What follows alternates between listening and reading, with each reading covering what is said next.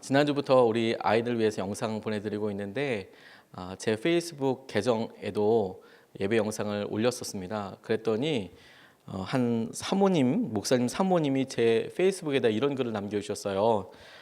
감사해요 목사님. 아이들이 썬데이 스쿨에 가긴 하지만 살짝 부족한 듯 싶었는데 같이 보며 예배 드림 좋을 것 같아요.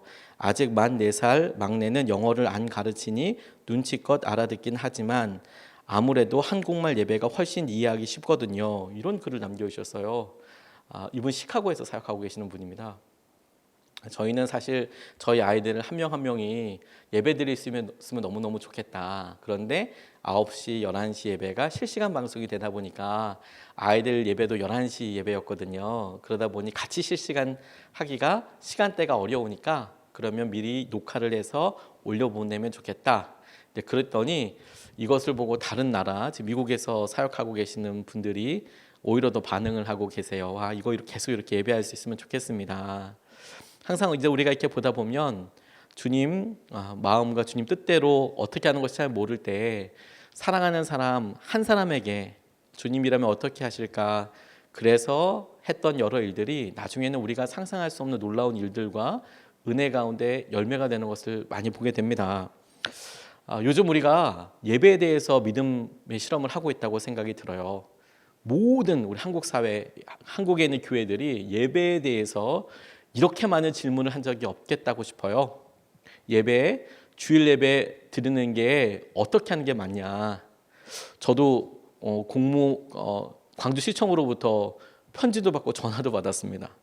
우리 예수님의 사람들에게는 어떻게 예배 드리고 계시느냐 이거 물어보더라고요. 전화도 주시고 편지로도 이렇게 해주십시오. 협조 편지가 와서 나라의 여러 상황들을 설명하는 것을 보기도 하고 듣기도 했습니다. 그러면서 본질적인 질문을 하게 돼요. 우리가 모일 때 이 모임이 이런 병이나 이런 것들을 통해서 제한받을 때 어떻게 해야 하느냐, 이런 외부적인 일들로 인하여서 진짜 예배를 어떻게 하는지를 생각해 보게 되는 거죠. 이런 본질적인 질문들 때문에 우리에게 정말 각별한 훈련의 기간이 되겠다라고 생각하게 됐어요. 그래서 오늘서부터 5주 동안 예배에 대해서 하나님께서 우리에게 도전하시는 것을 우리 같이 살펴보고 묵상하고 싶습니다. 김동원 목사님이 한 번은 아들과 이야기했던 이야기를 해주셨어요. 김동원 목사님 아들이 친구네 집에 갔더니 그 친구네 집이 엄청 부자더래요. 엄청 부자여서 너무 놀랐나 봅니다. 돌아와서는 아버지에게 말하기를 아버지 걔네 집 되게 잘 살아요, 이렇게 이야기를 하더래요. 되게 잘 산다고. 여러분 어떤 표현인지 아시죠? 되게 잘 산대요. 그런데 그 이야기를 듣고 김동원 목사님이 다시 그 아들한테 이렇게 얘기해 줬대요. 하나하나 설명해 줘서 이야기했대요. 부자인 거랑 잘 사는 건 달라. 돈이 많아서 부자인 것과 그 사람이 잘 사는 것은 다르더라. 부자여도 못 사는 사람이 있고 부자여도 잘 사는 사람이 있고 가난해도 잘 사는 사람이 있고 가난한데도 못 사는 사람들도 있다.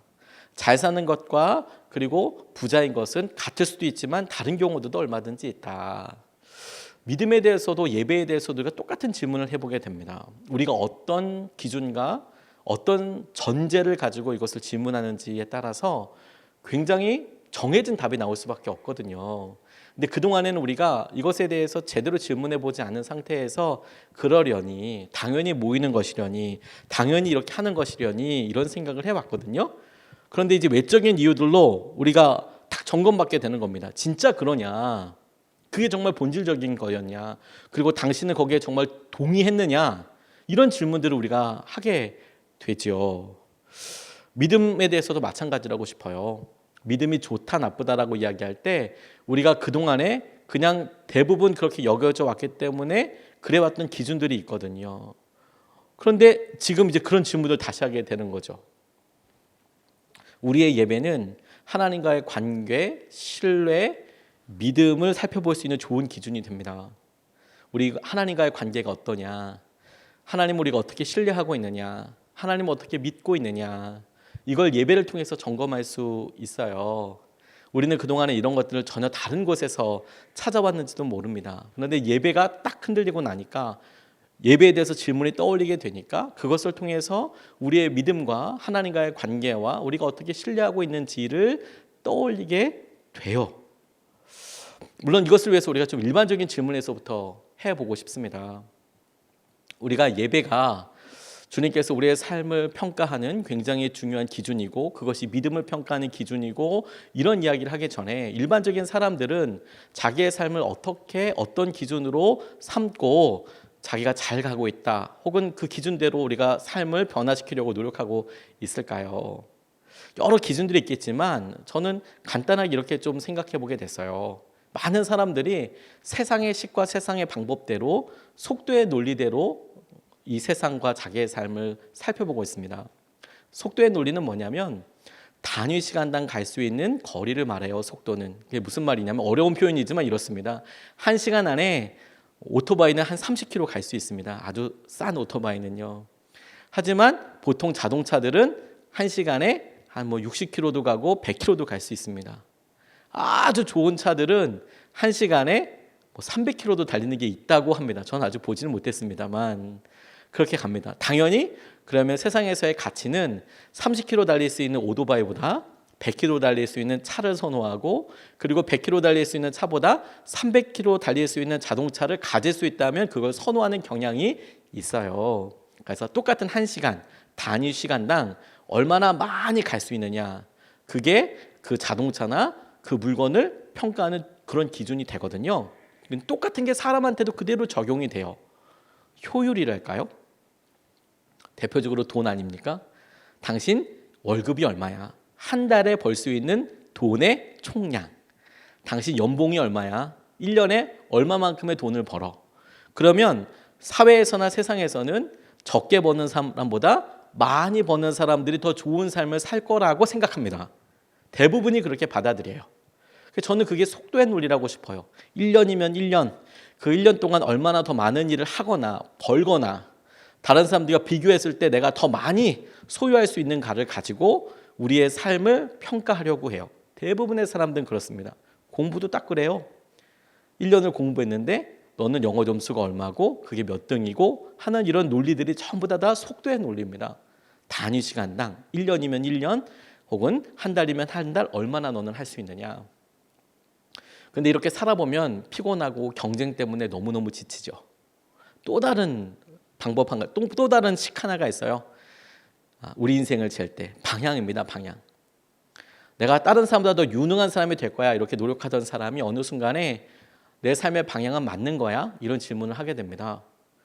내가 삶의 바른 방향을 가지고 가야겠다. 내가 어떻게 가든 광주로 가든 부산으로 가든 내가 광주로 가고 싶으면 광주로 가는 방향만 맞으면 되고 내가 부산으로 가려면 부산으로 가려는 방향만 맞으면 되니까 아무리 늦더라도 내가 이 방향 가운데 있으면 언제 부산도 가게 되고 광주도 가게 되고 해남도 가게 될 거야. 이렇게 생각하는 거죠. 나름 그것이 되게 설득력도 있고 막 속도를 따라서 막 열심히 가던 사람들에게는 엄청 위안도 됩니다. 그래 맞아. 내가 아무리 빨리 간다고 한들 내가 저기 해남 가고 싶은데 거꾸로 가버리면 평양 가는 거 아니겠습니까? 그러니 방향 되게 중요하지. 인생 방향 되게 중요하다고 생각을 해요. 그런데 이 방향은 실제로 우리 삶에 굉장히 커다란 갈등들을 가지고 와요. 왜? 우리의 삶에 이루어지는 일들은 대부분 우리가 아는 방향대로 이루어지지 않거든요. 제가 이것을 굉장히 깊이 배운 적이 있어요. 제가 군대에 있을 때 하사관 교육을 받게 됐었습니다. 카투사들이 기수별로 이렇게 띄엄띄엄해서 선임병장이라는 걸 하게 되는데 그러면 미군 하사관 교육을 받게 돼 있어요.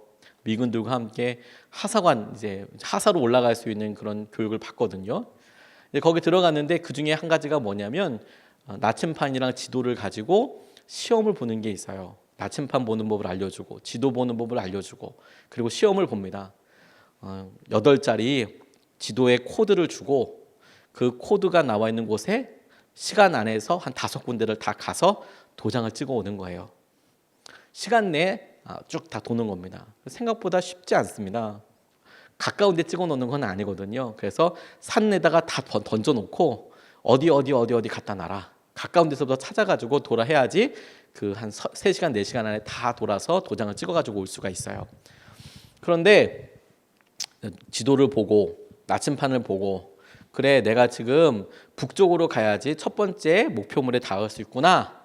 이렇게 방향을 확인하고 나침판을 가지고 내가 북쪽으로 하는 그쪽을 향해서 쭉 가면 될 거라고 생각을 하거든요, 처음엔. 그런데 바로 어려움이 닥쳐요. 왜 그런지 아세요? 북쪽으로 가다 보면 계곡이 나오거든요. 절벽이 나와요. 그러니까 실제로 갈 수 없는 길이죠. 그래서 지도를 잘 살펴보고 내가 어디 있는지를 보고 삥 돌아서 가야 해요. 어떤 때는 삥 돌아서 가야 하고, 짧은 길이 결코 방향이 가르쳐주는 그 방향을 간다고 해서 갈 수 있는 게 아니더라고요. 이게 우리 실생활에는 어떻게 일이 일어나는 줄 아십니까? 우리가 보기에는 뻔히 이렇게 되면 그 길이 순적하게 될 거라고 보여요. 그런데 실제로 우리 삶에서 만나는 일들은 전혀 그렇지가 않습니다. 예를 들어 다윗이 사무엘에게 의해서 기름 부음을 받았습니다. 우리 생각엔 얘가 최대한 빨리 왕이 될 수 있는 방법은 부마가 됐어요. 부마가 되는 거였어요. 근데 부마가 진짜 됐어요. 왕의 사위가 됐습니다. 그러면 여기서 자 훈련받고 그리고 바로 왕이 되면 되겠네. 이게 제일 빠른 방법이거든요. 이거 피 흘릴 필요도 없고 제일 쌈박한 방법인데요. 주님은 그런 방법 쓰지 않으셨어요. 쫓겨다니게 되고요. 그 장인이 자기를 죽이려고 하게 되고요. 아내에게 버림까지는 아니더라도 아내가 다른 남자한테 다시 재혼을 하게 되고요. 이런 일들이 막 속출하게 됩니다. 인생에서 방향을 딱 보면 하나님이 왕으로 세우시겠다고 결정했는데도 실제로 그의 삶에서 일어났던 일들은 왕이 되려고 최대한 가까이 갔다가 정반대쪽으로 가는 듯한 느낌이 들었거든요. 그러니까 방향이 다가 아니더라고요. 방향이. 하나님이 우리에게 주신 것대로 우리가 가면 이 방향이면 될 것 같은데, 그런데 어느 순간에 우리의 삶에 장애물도 있고 절벽도 있고 어려움도 있더라. 이게 우리의 삶에 만나게 되는 어려움이에요. 그래서요, 우리가 잘 살아보기 위해서 세상의 속도의 논리 아니야. 내가 방향이 맞다면 내가 좀 늦게 가더라도 나 그렇게 살 수 있어. 근데 우리가 찾은 방향이 설사 맞다고 하더라도 우리가 실제로 경험하는 우리의 삶의 문제 자체를 해결하진 않습니다. 정말 절벽을 기어 내려가서 다시 올라가서 이렇게 가서 어려움이 있어서 그 방향으로 가면 갈 수야 있겠지만 우리의 삶의 고통과 어려움의 문제를 완전히 해결하진 않아요. 여전히 갈등은 있어요. 오히려 그것 때문에 생기는 갈등이 더 많아요. 믿음으로 살려고 할 때, 주님의 방법대로 살려고 할 때. 그런데 여러분, 전혀 다른 방법이 있더라고요. 전혀 다른 방법. 그것이 동행하는 겁니다. 동행하는 것. 성경이 우리에게 인도하는 것, 우리에게 보여주는 것이 주님과 동행하는 방법이라고 저는 붙잡게 됐어요. 성경에는 이 모습이 구름 혹은 불 이런 걸로 나와 있는데요. 민수기 9장 15절로 23절까지 말씀을 쭉 보면 다 읽지는 않겠습니다만 이스라엘 백성들이 광야에서 어떻게 길을 인도함 받았는지가 나와요. 구름이 뜨면 텐트를 갰고 다 집을 개었어요. 접었어요. 그리고 구름이 이동하는 대로 따라갔습니다. 신기하죠? 구름이 이동하는 대로 따라갔어요. 이스라엘 백성들은 가나안 땅이 어디 있는지 다 알았습니다. 왜냐하면 정탐꾼들도 갔다 왔고요. 죽긴 했었지만 그 근처까지 이스라엘 백성들이 다 갔었거든요. 그리고 광야에는 유목민들이 많이 있어서 그들이 살고 있는 곳을 사람들이 막 돌아다녔을 거거든요. 게다가 이스라엘 백성들은 그 땅에서 40년 살았어요. 40년쯤 살았으면 대충 알지 않을까요? 40살 정도 됐는데 일본이 어느 방향인지 모르는 사람 있겠습니까? 북한이 어느 방향에 있는지 모르는 사람 있겠습니까? 그렇진 않거든요. 다 그들도 왔다 갔다 하고 다 알죠. 근데 구름이 떠요. 구름이 떠서 가나안 쪽 약속의 땅 쪽으로 가는 게 아니라 정반대쪽으로 가요. 그랬을 때 하나님께서 그들의 믿음의 결단과 믿음을 어떻게 점검하셨느냐?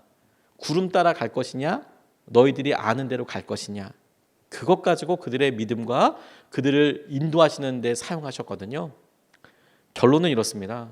자기의 지혜대로 자기가 아는 방향대로 간 사람들은 약속의 땅 다 못 갔어요.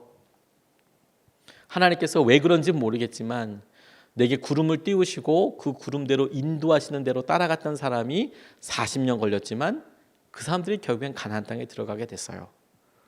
날마다 구름이 뜨는 겁니다. 혹은 날마다 거기에 머물러 있는 겁니다.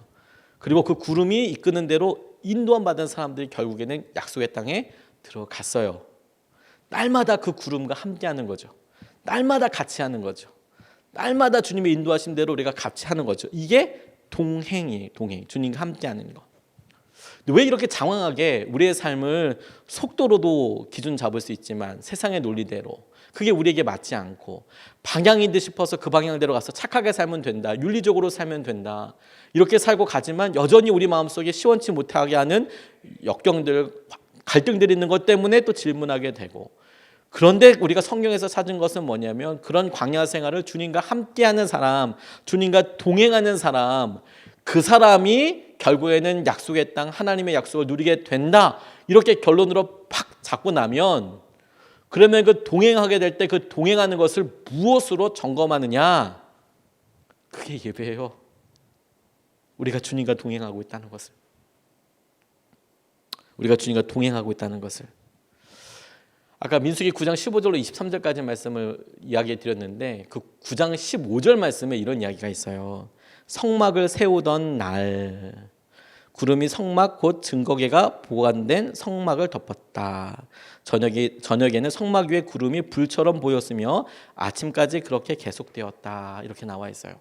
성막을 지었고 그 성막에 낮에는 구름이 있었고 밤에는 불이 있었어요. 불이. 그게 하나님께서 그곳에 함께 하고 계신다는 임재의 상징이었습니다.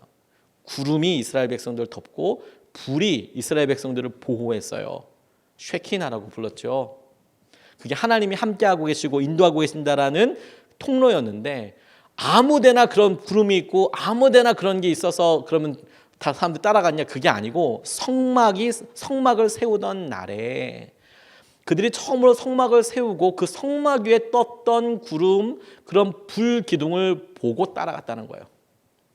이게 너무 중요하죠. 그들에게 성막의 중심이 됐고 그 성막은 예배였다는 겁니다. 예배. 이스라엘 백성들이 광야에서 그 먼 길을 그 오랜 기간 동안을 하나님의 장중에 있어서 안전하고 그리고 거룩하게 여러 훈련을 받으면서 살 수 있었던 제일 중요한 접점이 뭐였냐면 성막이었거든요. 그런데 그 성막은 그냥 아주 그냥 본질적으로 이야기하면 딱 한 가지 기능이에요. 예배드리는 곳이었어요. 거기서 뭐 다른 것 한 거 아니고요. 거기가 예배드리는 곳이었어요. 그리고 성막의 의미를 생각해 보면 더 기가 막힙니다. 성막은 하나님께서 당신께서 약속을 주시고 이렇게 네가 예배하면 내가 이런 죄를 용서하겠다라고 약속해 주신 율법을 따라 순종을 그대로 하는 사람, 그 율법을 따라서 그대로 예배드리는 사람이라면 누구든지 그 장소에서 그 율법대로 너를 만나주고 응답해주고 너에게 응답하겠다라는 약속이고 통로였거든요. 그게 예배의 본질입니다. 언제든지 우리가 아는 그런 날. 그래서 여러분 오늘 우리가 우리의 예배에 불이 임하고 있는가? 우리의 예배에 불이 있는가라는 질문을 해보게 되는 거예요. 우리의 예배에 불이 임하고 있는가? 지금 광야를 헤매이고 있었던 사람들이 성막으로부터 떠올랐던 불 그리고 구름 하나님의 영광을 보고 나 오늘도 주님과 함께하고 있어 이런 결정을 했잖아요. 그렇게 따라갔잖아요. 그래서 주님과 함께 했잖아요. 근데 우리의 예배에 그런가? 라는 질문들을 해보게 돼요. 우리의 예배. 물론 부흥회와 같이 기억에 남는 예배도 있습니다. 우리가 어느 수련회에 가서 너무 큰 은혜를 받아서 그게 평생 기억에 되는 것이 얼마나 값진 기억입니까? 그걸 나쁘다고 이야기할 수 없죠. 귀한 기억이고 추억이고 능력이죠. 언제든지 그렇게 하면 만나주겠다는 통로도 됩니다. 그런데 여러분 우리가 굳이 그래프로 얘기한다면 막 떨어졌다가 올라갔다가 떨어졌다가 이렇게 인생이 화려하게 굴곡 있는 건 별로 원치 않잖아요. 그냥 자연스럽게 올라가는 거 원치 않나요? 대부분의 사람들은 점을 잇는다고 생각해 보세요, 여러분. 그 점이 아주 널찍 있으면 이렇게 되지만 점을 자주 찍으면 이렇게 움직입니다. 부드러워져요. 점을 자주 찍으면. 이게 우리에게 가져주는 이유 그리고 도전이 있어요. 예배가 딱 그와 같습니다. 평생 우리의 삶에 불이 임하는 예배가 큰 점처럼 탁 찍혀 있어요. 그러니까 우리 삶의 믿음이 이렇게 확 변하는 것처럼만 여겨져요. 근데 그게 정상이 아니고요. 사실 우리가 날마다 드리는 예배들이 점점 찍어가면서 우리의 믿음이 어떻게 변화하고 있는지, 우리가 어떻게 성장하고 있는지, 우리가 어떻게 성숙하고 있는지, 우리의 믿음이 어떻게 자라고 있는지를 예배를 통해서 우리가 주님과 함께하고 있다는 것을 날마다 점검하면서 가게 되는 거예요. 그게 예배가 우리에게 주시는 놀라운 은혜이고 축복이에요. 상담을 하시는 김유비 목사님이라는 분이 요즘 설교를 많이 하시더라고요. 그분 설교에 이런 이야기가 나왔습니다. 이분이 우울증 환자들이나 또 여러 마음이 아프신 분들을 상담하다 보니까 아침에 일어났을 때의 마음이 되게 중요하다는 것을 알았대요. 그런데 대부분 아침에 딱 눈 뜨자마자 상쾌한 게 아니라 막 짜증날 때도 있고 힘들 때도 있고, 어제 했던 염려가 자동스럽게 염려가 연속극 시리즈 이어지듯이 그냥 염려가 쭉 이렇게 이어지는 경우들도 있더래요. 너무 힘들고 어렵고 답답한 경우들이 참 많더랍니다. 어떻게 하면 그런 마음을 해결할 수 있을까? 그런 질문들을 자기도 많이 받고 자기도 많이 한답니다. 근데 의외로 되게 단순하대요. 근데 저 그 단순한 대답에 무릎을 쳤어요. 단순한 대답이 뭔지 아십니까? 그분이 설교 시간에 그런 얘기 하시더라고요. 여러분, 너무 다 아는 이야기인데요. 다 아는 이야기인데요. 자기가 무엇 때문에 이 어려운 마음, 우울한 마음이 어떻게 변하는지, 뭐가 정말 효과 있는지를 가만히 해보고 실제로 경험한 것을 보니까 말씀과 기도가 마음과 기분을 바꾸더라고요. 이렇게 이야기하더라고요. 아침에 일어나서 큐티하고 그 큐티한 말씀 붙잡고 기도하는 거 여러분 다 아시죠? 그런데 자기가 보니까 결국에는 그게 자기의 마음을 나 오늘 너무 우울해, 너무 힘들어, 오늘 만날 사람 너무 많고 오늘 만날 사람들 중에서 정말 힘든 사람들도 있어, 어떻게 해야 되지? 그렇게 걱정되고 우울하고 힘들 때에도 내가 말씀을 보고 기도하니까 마음이 변화되더라. 그런 일이 거의 대부분이더라. 이렇게 이야기하는 거더라고요. 저 그 말에 완전 동의했어요. 날마다 우리가 기도하고 날마다 우리가 하나님께서 하시는 것을 보게 되는 거.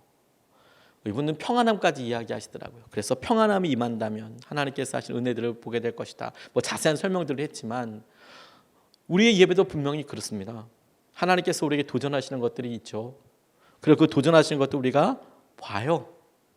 그리고 예배를 통해서 우리의 삶의 점을 이어서 찍어서 나가요.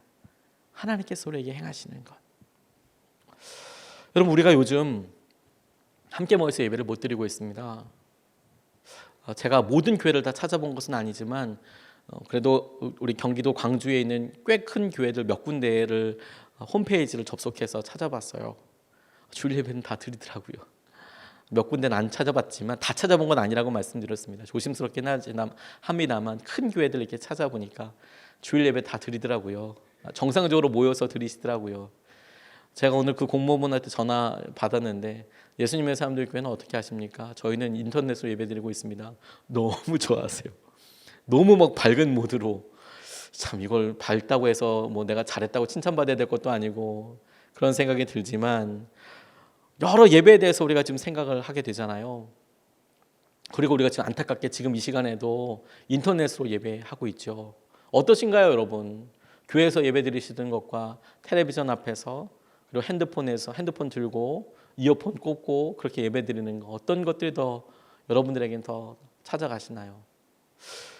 저는 장소는 얼마든지 변할 수도 있다는 생각을 요즘 들어 정말 많이 합니다. 장소가 중요하긴 합니다, 여러분.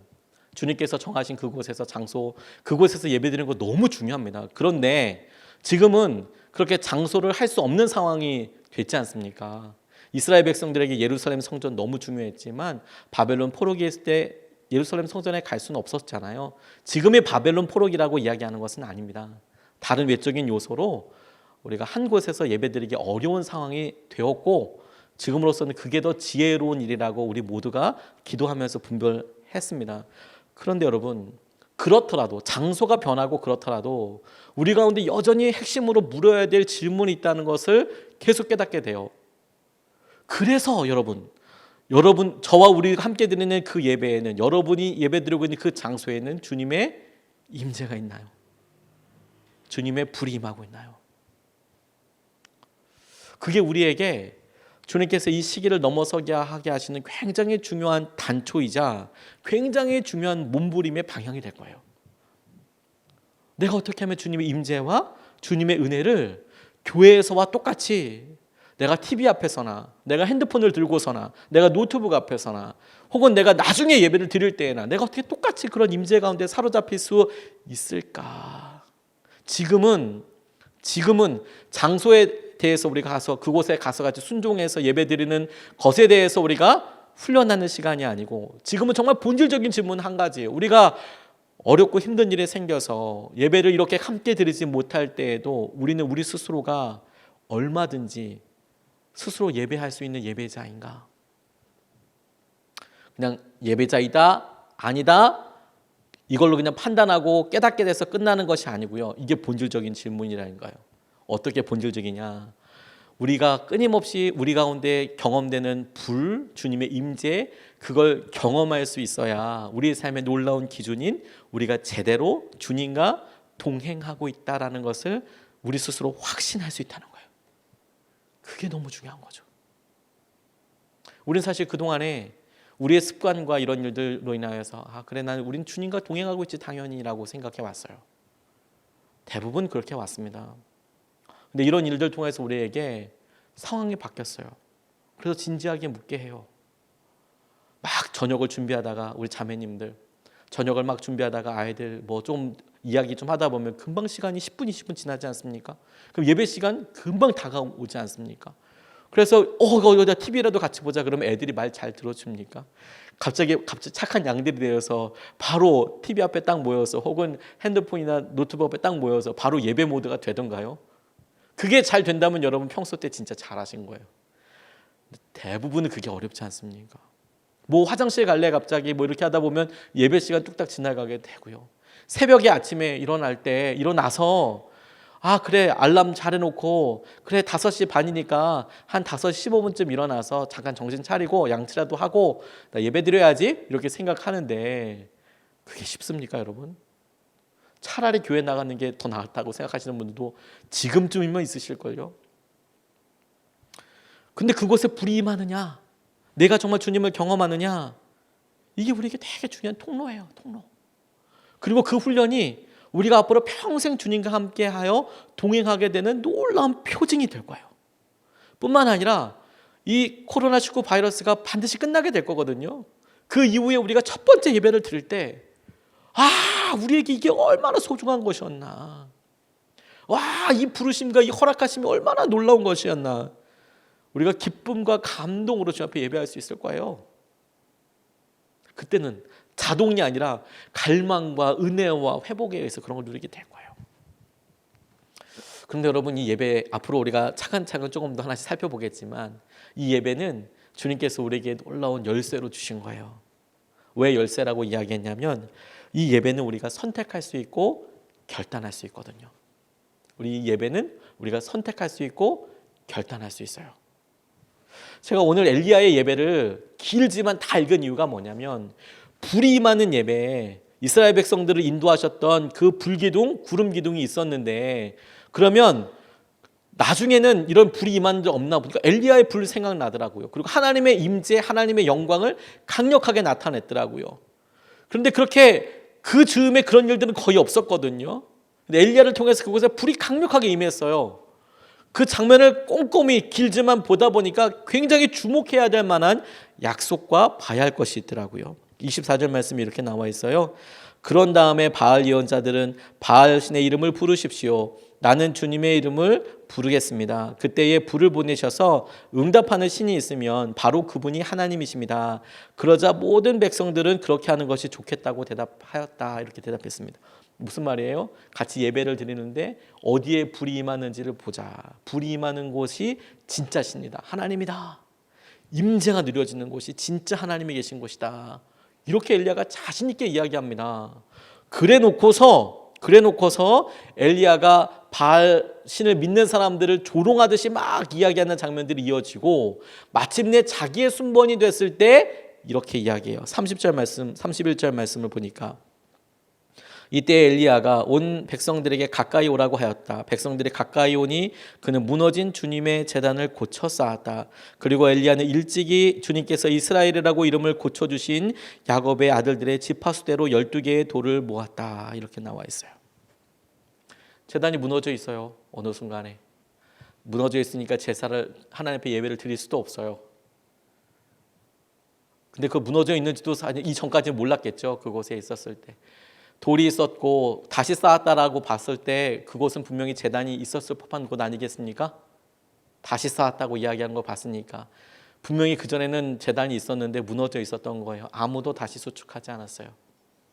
엘리야가 지금 그 무너진 제단을 다시 쌓고 있어요.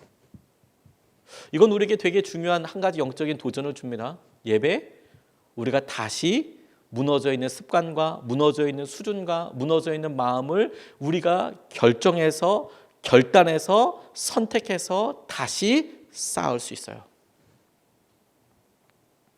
어느 순간에 여러분 우리가 예배 시간에 일찍 오는 거 그런 거는 물 건너간 지 오래되고 예배에 우리가 신령과 진정으로 준비되어 있는가? 예배를 위해서 기도하고 있는가? 이런 거에 대해서 별로 생각하지 않고 주님께서 내게 감사의 제목을 주시고 주님께서 내 삶의 모든 것의 주인이라고 이야기하면서도 우리가 주님 앞에 나올 때 우리가 마음으로도 준비되고 혹여 주님께서 감동을 주셔서 우리에게 물질로 준비하라 하시고 하실 때에 우리의 마음은 거기에 충분히 그 기준대로 우리가 반응하였나. 어느 순간에 여러분 우리가 좋은 습관들을 우리 부모님 믿음의 선배들로부터 잘 받았습니다. 그런데 우리 스스로가 다 무너져 있는 거예요. 어느 순간에. 근데 잘 몰라요. 몰랐어요. 그런데 우리 스스로가 그것을 결정해서 결단해서 다시 회복할 수 있어요. 쌓을 수 있어요.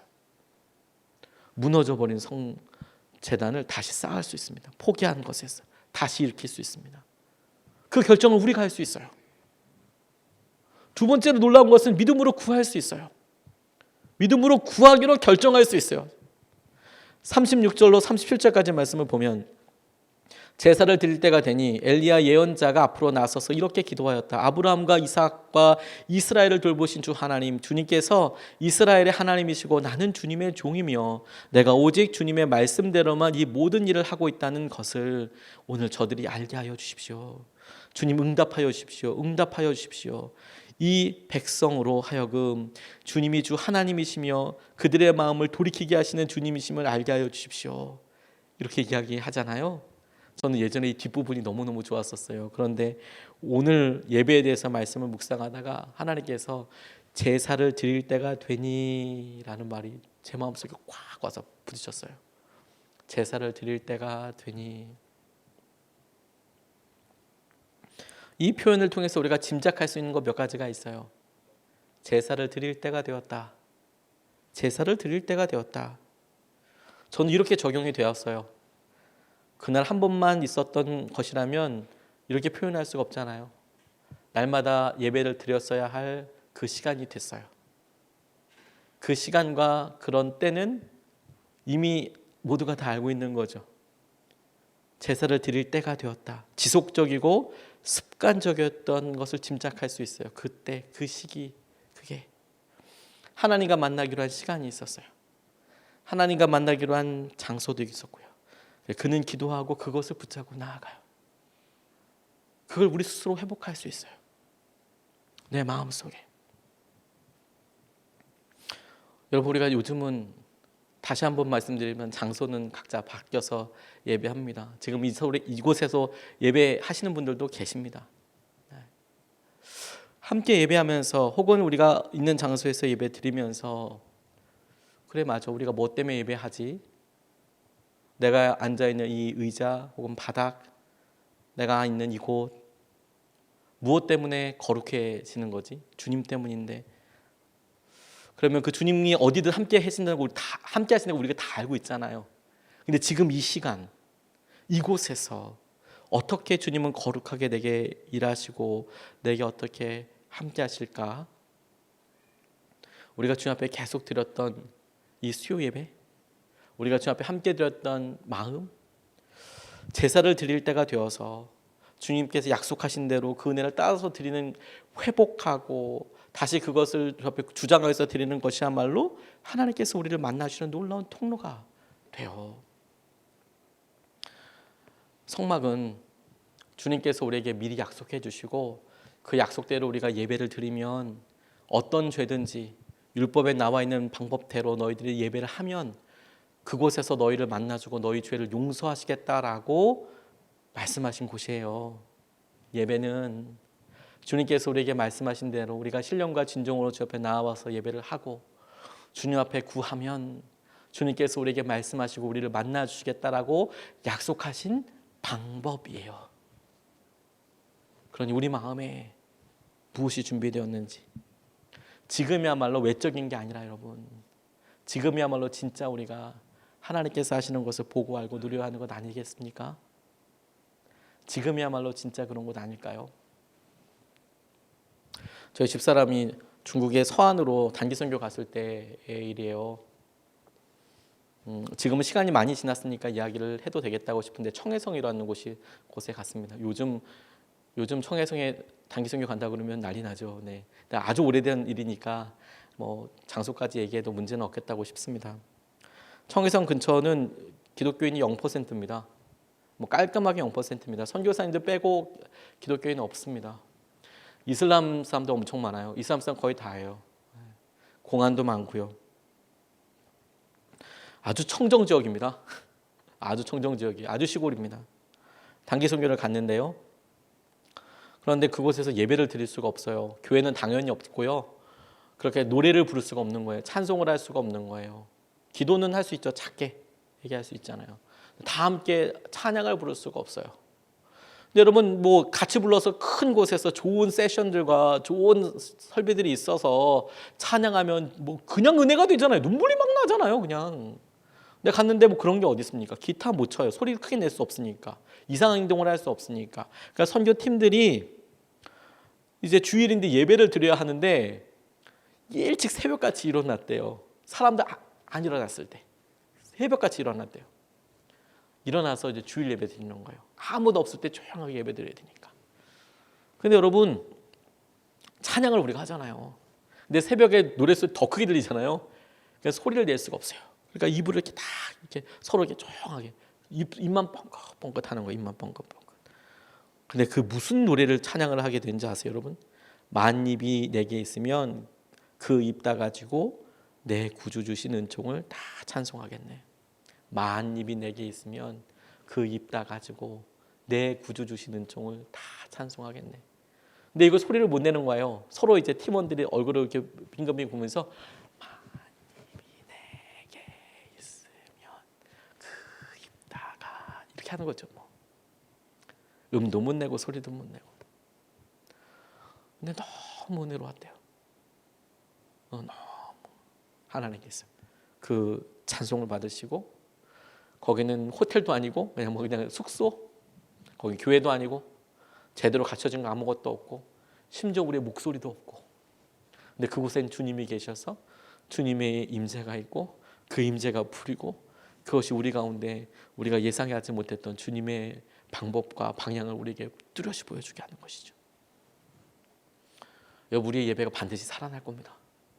우리가 이 코로나19 바이러스를 통하여서 하나님께서 우리를 아주 정결하게, 예배를 아주 정결하게 우리의 마음을 다시 살리고 주님의 은혜와 기쁘심대로 세우시는 것이 목적이라고 저는 믿습니다. 오늘 예배 우리 같이 점검하고 다음 주도 예배 드리고 그 다음 주에는 우리가 부흥회로 있게 될 텐데요. 오늘 우리가 같이 각자 드린 곳에서 우리가 첫 번째 예배를 놓고 이렇게 기도하고 오늘 설교와 예배를 마치고 싶습니다. 장소 때문에 여러분 우리가 예배 못 드리는 거 아닙니다. 다시 한번 장소 때문에 예배 못 드리는 건 아닙니다. 눈을 감고 여러분 하실 수 있다면 주위에 있는 가족들과 손을 잡으시면 좋고, 아니면 그냥 자기 마음에 눈을 감고 자기 가슴에 손을 얹고 어디에 주님의 임재가 있어야 예배가 되는지 아십니까? 장소가 아니고요. 여기 우리가 손 올린 이 마음 안에 주님이 계셔야 진짜 예배가 됩니다. 우리가 이것은 나중에 우리가 하나하나 살펴보게 될 텐데, 주님께서 우리의 심령 가운데 그리고 우리의 마음, 우리가 있는 이곳이 주님이 만나주시는 곳이기에 예배의 장소가 되어 있기 때문에 우리가 소파 위에 있던 우리가 뭐 식탁 위에 있던 TV 앞에 있던 우리 안에 계신 성령님, 우리 안에 계신 이 고백과 이 임재를 통하여서 우리 여러분들이 있는 바로 그것이 지금 예배 교회가 된 것입니다. 오늘 이 시간에 주님 우리가 주님 앞에 기도할 때 우리 가운데 주님의 영광과 임재로 더욱 분명히 드러내 주시고, 주님께서 날마다 우리를 부르실 때 만나주겠다고 하신 그곳에서 그 방법으로 그 시간에 주님의 임재를 경험하게 하여 주셔서 우리가 날마다 주님과 동행하려고 할 때에 주님의 확연한 임재와 영광을 경험하게 하여 주시옵소서. 우리 같이 이렇게 우리 마음에 손을 얹고 가슴에 손을 얹고 이 시간 우리 함께 같이 기도하겠습니다.